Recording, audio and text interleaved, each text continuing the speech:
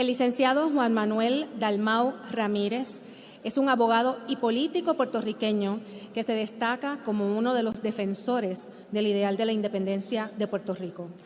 En el 1995 obtuvo un bachillerato en artes con concentración en ciencias políticas de la Universidad de Puerto Rico. En el 1999 fue oficial jurídico del juez presidente del Tribunal Supremo, honorable José Andreu García, y en ese mismo año fue profesor de la Universidad de Puerto Rico impartiendo el curso de Introducción a Derecho Constitucional. En el año 2000 obtuvo una maestría en Derecho de la Universidad de Harvard y fue asesor del senador independentista Manuel Rodríguez Orellana. Ese mismo año se incorporó a la lucha por la salida de la Marina de Guerra de Estados Unidos de Vieques. En el 2015 fue reclutado por la Escuela de Derecho de la Universidad Interamericana como profesor de Derecho Administrativo. En el 2016 fue electo senador por acumulación del Partido Independentista Puertorriqueño, radicando decenas de medidas legislativas en favor de los sectores más vulnerables. Para el año 2020 fue el candidato a la gobernación por el PIB y actualmente se desempeña como secretario general de ese partido y profesor de la Escuela de Derecho de la Universidad Interamericana. Con ustedes, el licenciado Juan Manuel Dalmau Ramírez.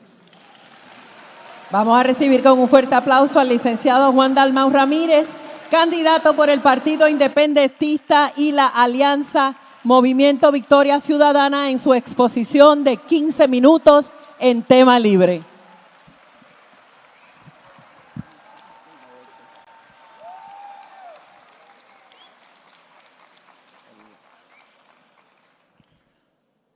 Muy buenos días a todos y a todas. Un placer estar con ustedes en la mañana de hoy. Pero tengo que comenzar con una admisión. La primera vez que yo participé de un encuentro con AARP y que conocí a Carón, yo tenía 39 años. Hoy comparezco ante ustedes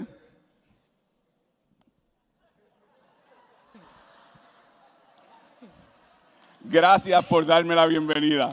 Llegaste al quinto piso. Llegué al quinto piso. Es 50 más 1, porque si digo 51, ustedes saben que aquí le sacan punta a todo en política. Y bueno, por lo menos en este espíritu mío de amplitud, voy a ser el único candidato que llego a las elecciones con el 51.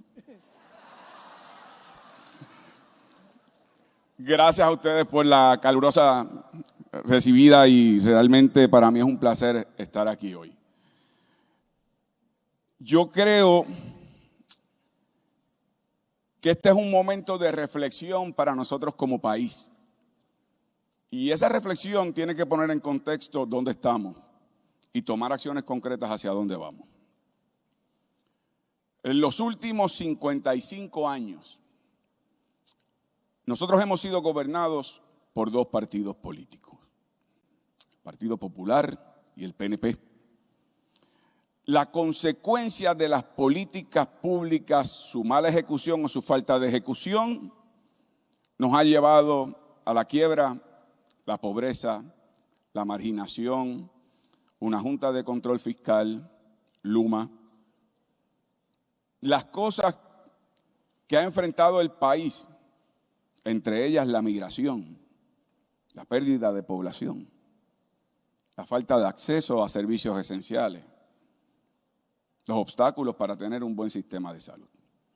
Pero cuando uno considera lo que son los retos que enfrenta la población de adultos mayores, eso se tiene que multiplicar por más. No solamente porque demográficamente es una población que se acerca ya al 50% de la población, pero que además requiere unos acercamientos particulares de acuerdo a los retos, necesidades que puede tener ese sector de la población. Y yo quiero hoy compartir con ustedes unas reflexiones sobre eso, porque yo creo que aquí ha habido un prejuicio, aquí ha habido una especie de marca en donde si usted es un adulto mayor, usted va camino al desecho. Es la actitud de que ya usted cumplió, no importa cuántos años más de vida tiene, ya usted no produce, ya usted no es parte. Y yo creo que eso hay que derribarlo. Hay que derribarlo primero por el componente humano, si uno tiene una visión de que la vida es una continua, de que tenemos que tener una percepción del envejecimiento como una transición de vida activa, productiva. La vida tiene distintas etapas, pero es una sola vida. Y por lo tanto, yo creo que hoy debemos reflexionar sobre eso. Mi mamá, por ejemplo, tiene 77 años. Mi mamá trabaja todavía en una farmacia de la comunidad. Los de ustedes que han ido a farmacia saben, o los que sean farmacéuticos o farmacéuticas, es un empleo que se hace principalmente de pie. Y mami trabaja campana a campana sin problema alguno. Pero ha enfrentado otros retos. Por momentos, un poco de manera patronal o compañeros de trabajo, que un poco la esquinean, porque sienten que o es que no conoces de los sistemas tecnológicos o es que no conoces de tal o cual cosa. Y esa realidad, cuando se vive ya en términos de la actitud que ha habido en política pública, nosotros tenemos como país la responsabilidad de derribarla. Y la tenemos que derribar urgentemente por lo siguiente. Porque el tema demográfico en Puerto Rico no se va a resolver en 1 año, en 2 años, en 3 años, ni en 10. Vamos a continuar teniendo una población de adultos mayores cada vez más grande antes de que veamos otros cambios demográficos de aquí a más de 1 década. Por lo tanto, el primer punto que traigo ante ustedes es que hay que alterar la visión de política pública que existe en Puerto Rico para ajustarlo a la realidad que estamos viviendo y poder el gobierno responder a una población que va a ser predominantemente de adultos mayores. Eso significa, número 1, lo que tiene que ver cómo ejecuta el gobierno sus responsabilidades esenciales. Yo he visto con rabia y con tristeza cómo en ocasiones las filas en el SESCO y las filas en muchos de los servicios que se dan en agencias la componen adultos mayores. Y la respuesta que dan en las agencias es que tienen que hacer el trámite digital. No hay conciencia de que existe una brecha digital. La función del gobierno es dar el servicio. ¿Cómo lo da? Puede utilizar mecanismos tecnológicos, puede utilizar servicio presencial, pero tiene que incluirlos todos. No puede ser, si tú no dominas la era digital, problema tuyo, te quedaste sin servicios, derechos adquiridos. Por lo tanto, tenemos que derribar la barrera de la brecha digital.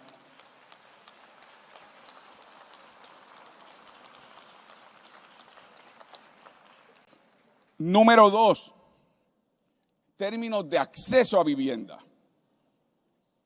Tenemos un problema de acceso a vivienda como país, pero eso toca también predominantemente a los adultos mayores. Yo en ocasiones que estoy viajando toda la isla, veo rótulos anunciando nueva vivienda. Comienzan en los bajos 600,000. A mí muy bien me pudieron haber dicho en los altos 600,000, ni los bajos ni los altos. Pero la realidad es que es inaccesible la vivienda hoy día a base del alquiler y de la compra. Yo propongo un proyecto de acceso a vivienda que se ajuste la infraestructura de manera uniforme para atender todas las poblaciones y que al mismo tiempo se revitalicen los cascos urbanos, que es la huella de cemento que ya está impactada, y que al mismo tiempo se planifique para que esas viviendas estén cercanas de lugares de servicio donde en términos comunitarios los adultos mayores tengan acceso a los servicios que necesitan. Eso es planificación, voluntad, pero no se hace. Y hay quien dice, pero es que, licenciado, ¿y de dónde sale el dinero? Ustedes saben que de los fondos de reconstrucción a Puerto Rico le asignaron 92 mil millones de dólares, ¿verdad? Apenas se han utilizado por el laberinto burocrático, por el problema de la corrupción, por el amiguismo y el acomodo contractual de quienes se van a llevar el pedazo del bizcocho, y en la falta de prioridades de reconocer que ese dinero se tiene que utilizar ante lo que somos como país y lo que tenemos que ver de futuro, lo que vamos a hacer como sociedad. Esa no es la visión. Dinero hay, no hay visión.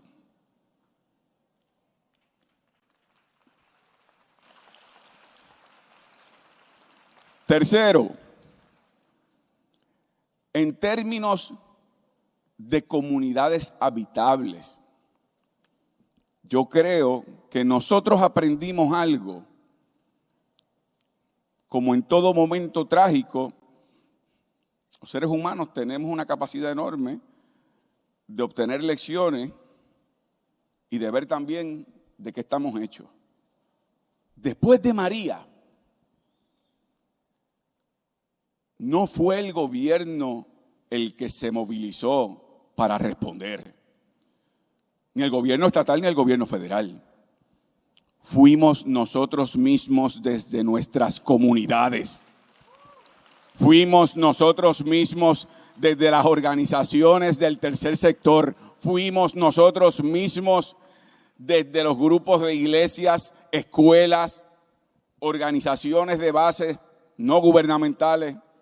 Nosotros nos dimos la mano y debemos aprender de ese proceso, que desde las comunidades se debe establecer precisamente las primeras respuestas. Y una de las primeras respuestas es el abandono de adultos mayores. Tenemos que establecer un liderato comunitario, que podamos tener un registro con el perfil de cada unidad residencial y familiar, y de esa manera aquellos adultos mayores que viven en soledad por diversas razones, que puedan tener la atención de su propia comunidad, pero también complementada con la asistencia necesaria que le tiene que dar al gobierno. Así podríamos facilitar de manera efectiva un banco de cuidadores y cuidadoras para garantizar un trato digno a quien lo necesita desde su hogar.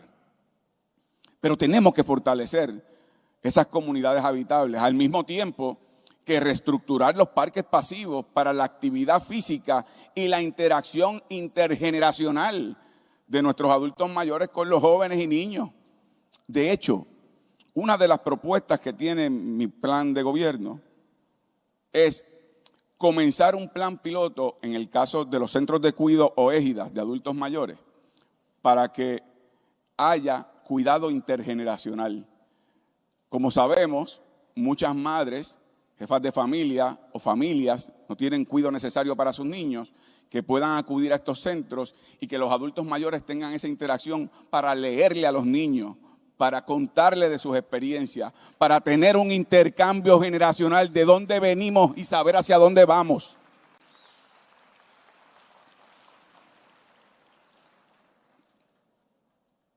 La seguridad.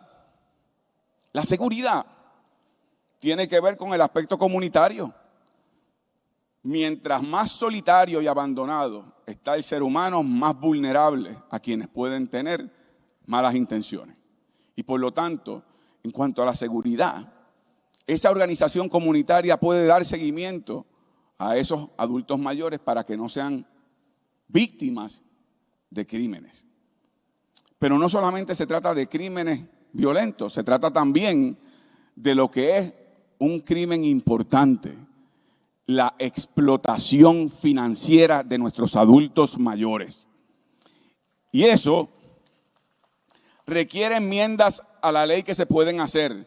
Ahora, para que aplique explotación financiera, tiene que ser más de $2.500.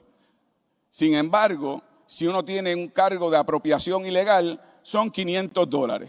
En muchos casos, fiscales tienen que entonces imponer la apropiación ilegal en lugar de la explotación financiera porque no llega al monto. La explotación financiera permite unas protecciones adicionales para el adulto mayor porque te pueden monitorear.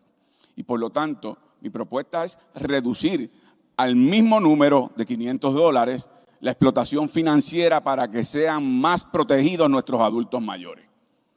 Eso le da más herramientas a los fiscales y a los que tienen que proteger a nuestra población. Finalmente, porque me queda un minuto, sé que en las preguntas podré abordar algunos otros temas. Finalmente, yo creo que lo determinante en este momento histórico es que ustedes tengan la oportunidad de tener una silla en la mesa decisional. Mi compromiso es que tendrán representación en mi gabinete de gobierno. No se puede establecer política pública si en la mesa en donde se discuten los temas no están representados todos los sectores, y tomando en cuenta que este es uno predominantemente amplio, tienen que tener su voto y su voz. Ese es mi compromiso con ustedes. Muchas gracias. Muchísimas gracias, licenciado, por su presentación. Ahora corresponde escoger las preguntas y recuerde que tendrá 3 minutos para contestar cada una de ellas. Ana Carmen nos ayuda, por favor.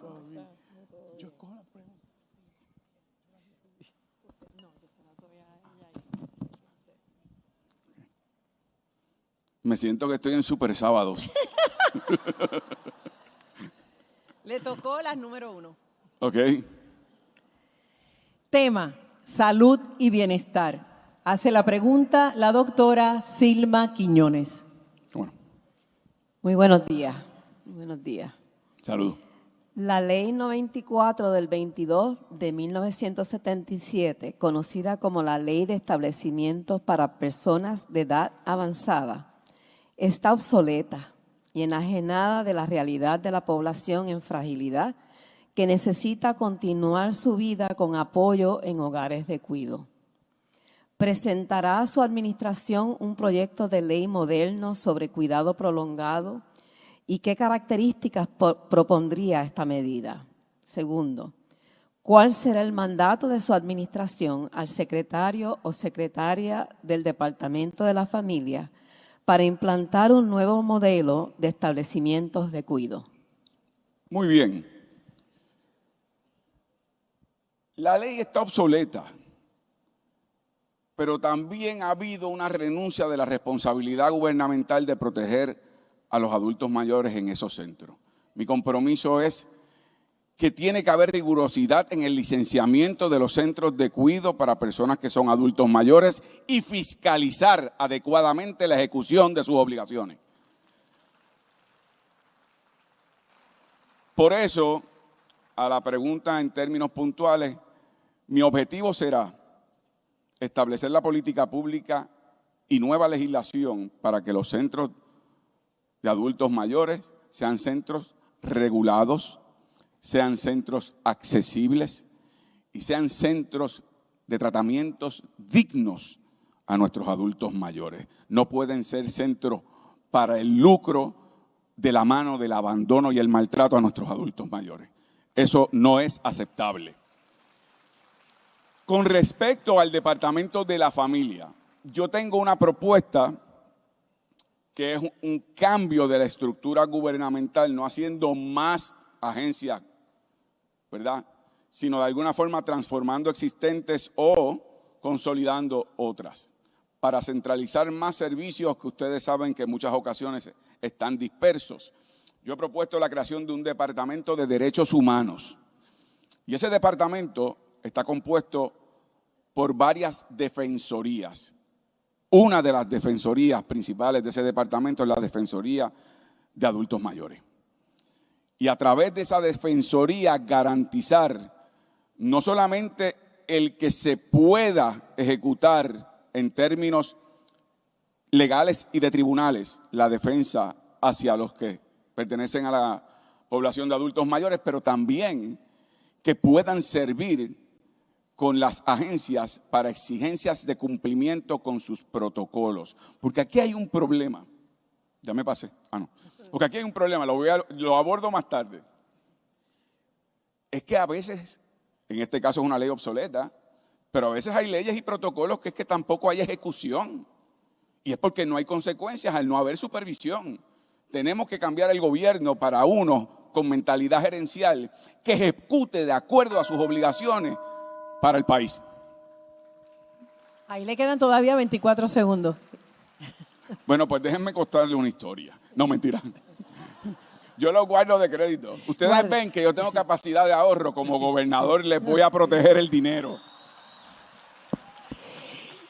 La campanita suena cuando le quedan 30 segundos y luego tenemos el malletazo de Carmen.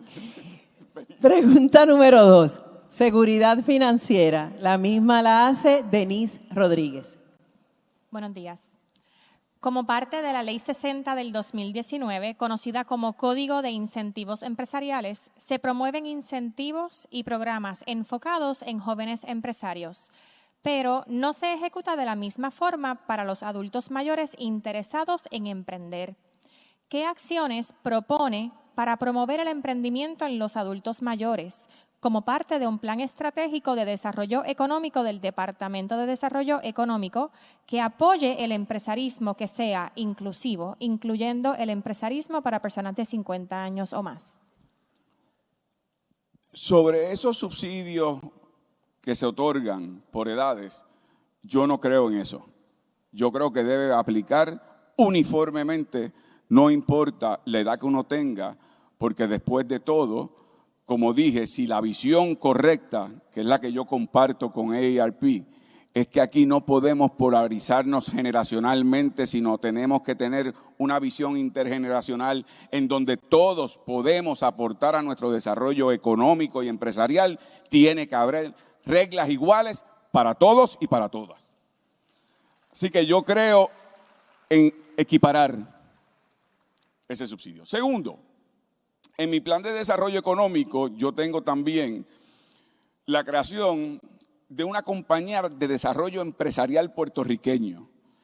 En el plan de gobierno, para aquellos que lo quieran acceder, patrianuevapr.com, nosotros trabajamos los distintos temas de manera interseccional. Es decir, usted no va a encontrar un capítulo que diga adultos mayores. En cada uno de los capítulos está tratado el tema de adultos mayores, por ejemplo, desde la perspectiva de ese tema: salud, educación, desarrollo económico, entre otros.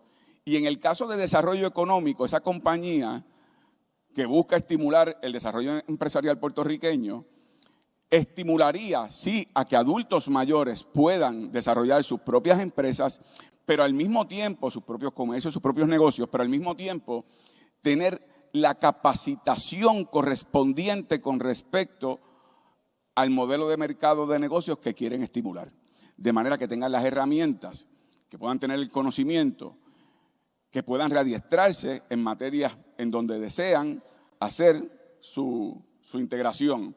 Así que nosotros tenemos integrado como parte del desarrollo económico esa ayuda. Pero ahora puedo retomar el tema de la ejecución.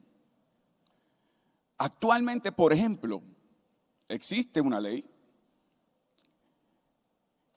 que creaba en su momento un instituto de capacitación financiera. Ese instituto finalmente nunca lo articularon, nunca lo nombraron, y se convirtió en una unidad de capacitación financiera que nunca ha ejecutado, porque no hay nadie nombrado. Y la idea es precisamente el poder dar las herramientas del conocimiento de responsabilidad financiera personal, responsabilidad financiera comercial, responsabilidad financiera para el retiro o sus pensiones. Es darles más herramientas. La ley se puede leer, pero no se ejecuta. Lo que hay es que tener una visión de ejecución con respecto a incluso leyes que ya existen. Gracias. Pregunta número 3, tema conexión social. La pregunta la hace el licenciado Juan Hernández. Hola, ¿qué tal, tocayo? Así es. Como resultado de la pandemia, el uso de Internet en la población en general es de 90%. Entre los mayores de 55 años, la cifra es mucho menor, 70%, lo cual destaca la existencia de la ya mencionada brecha digital que limita el acceso al telegobierno, telemedicina, teleeducación y telefinanzas, entre otras cosas.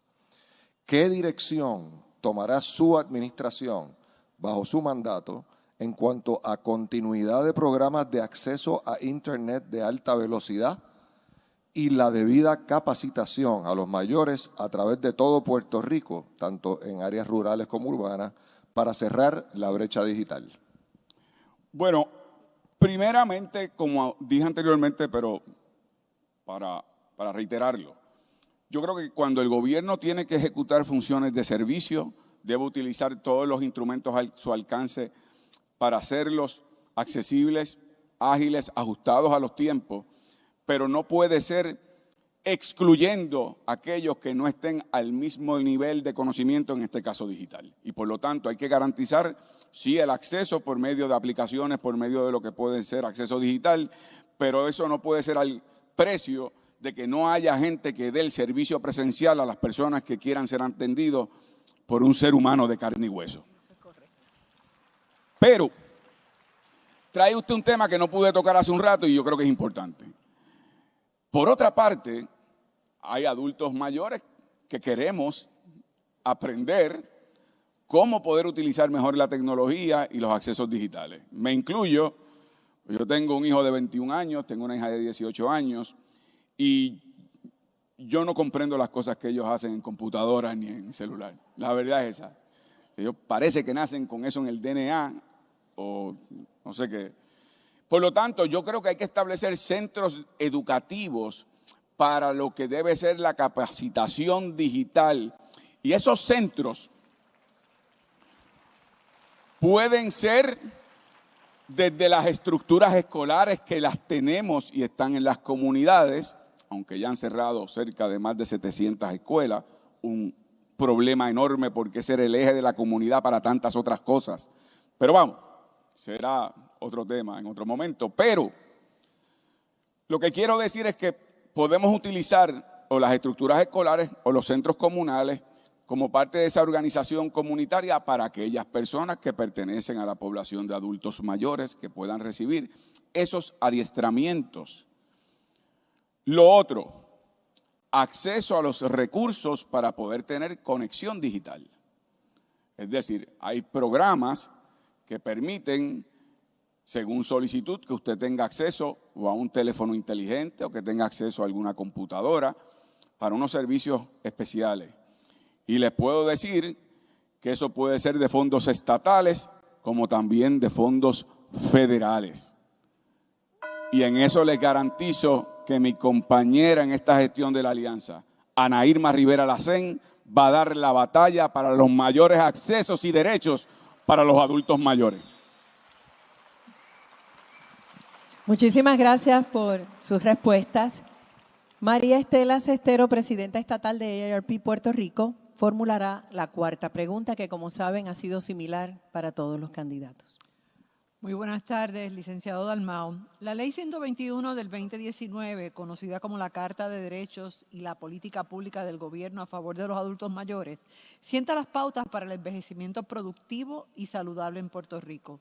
Sin embargo, aún hace falta lo más difícil, que es la implementación y ejecución efectiva de esta ley a través de una sola visión para el andamiaje gubernamental. ¿Cómo liderará usted su administración y el gabinete para lograr la ejecución de esta visión integrada y con las estructuras que se necesitan para que las agencias de forma certera y ágil implementen esta ley? Primero, yo pienso, como dije hace un rato, que tienen que estar en la mesa de decisiones. Cuando yo digo que tengan representación en mi gabinete de gobierno, es que cuando estén sentados en la misma mesa, secretario de Salud, secretario de Educación, secretario de Desarrollo Económico, tiene que haber una persona que tenga la perspectiva de las necesidades y los retos que enfrentan la población de adultos mayores. Tienen que estar en el lugar donde se toman las decisiones. Segundo lugar, hay que uniformar distintas leyes que suelen ser contradictorias.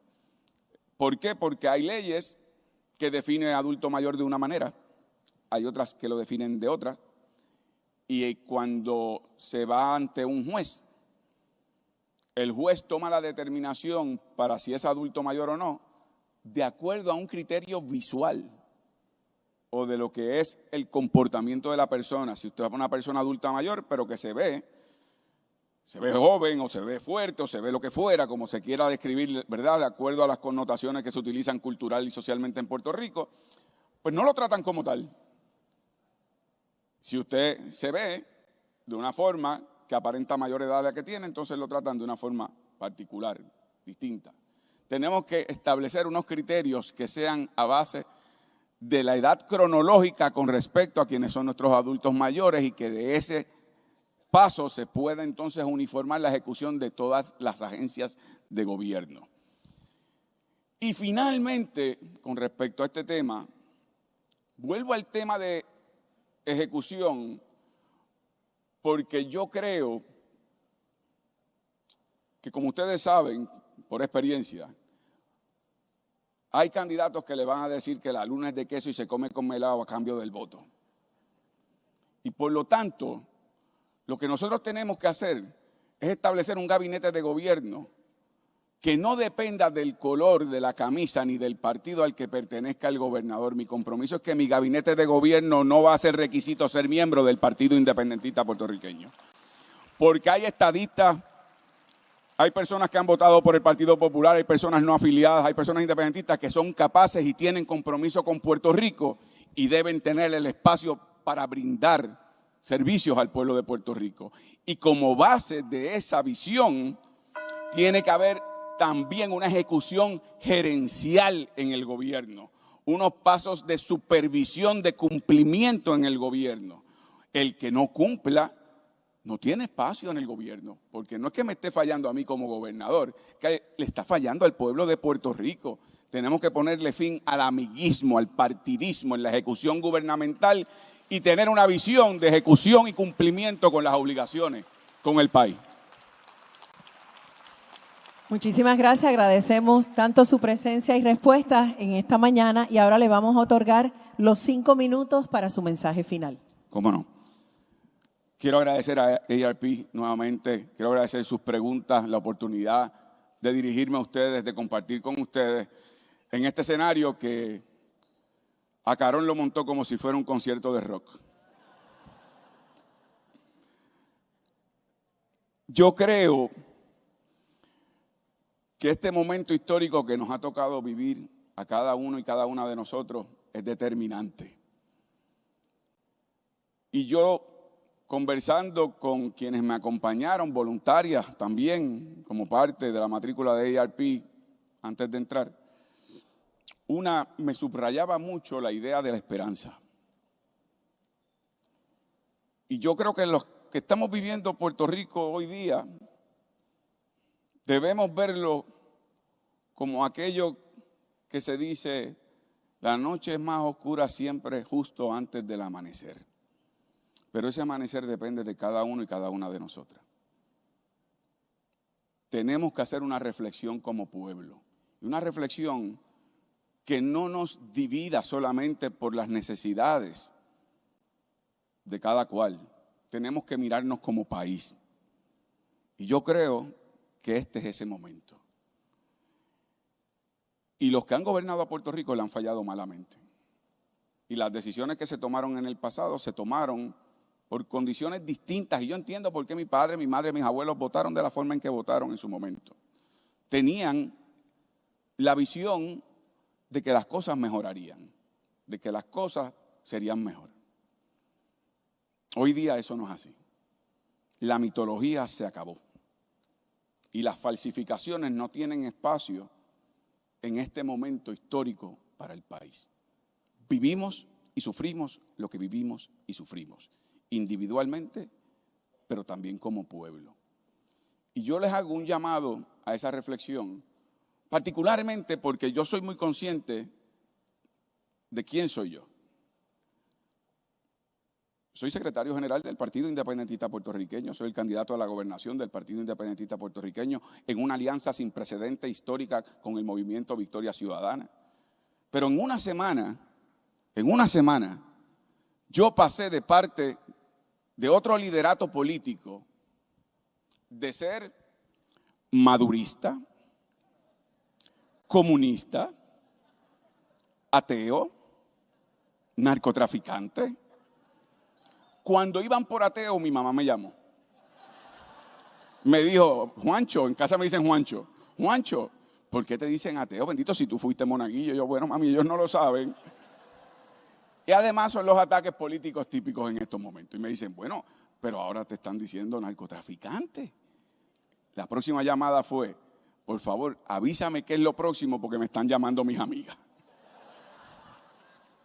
Después de eso dijeron que yo iba a quitar el internet, la propiedad privada, etcétera. ¿Por qué traigo eso a colación?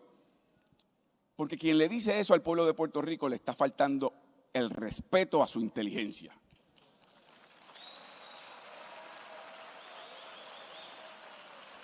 Ustedes,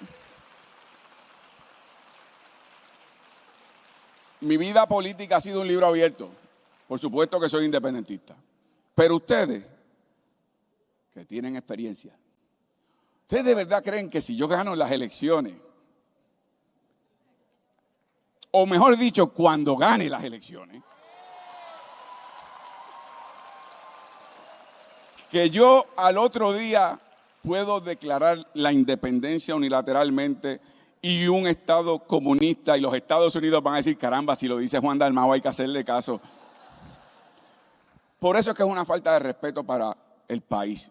Y lo que yo le quiero decir a ustedes es que lo que yo traigo con el proyecto de la alianza, con el proyecto de Patria Nueva, es lo que ustedes en el fondo saben que hay que hacer. Aquí hay que limpiar la casa, hay que poner la casa en orden.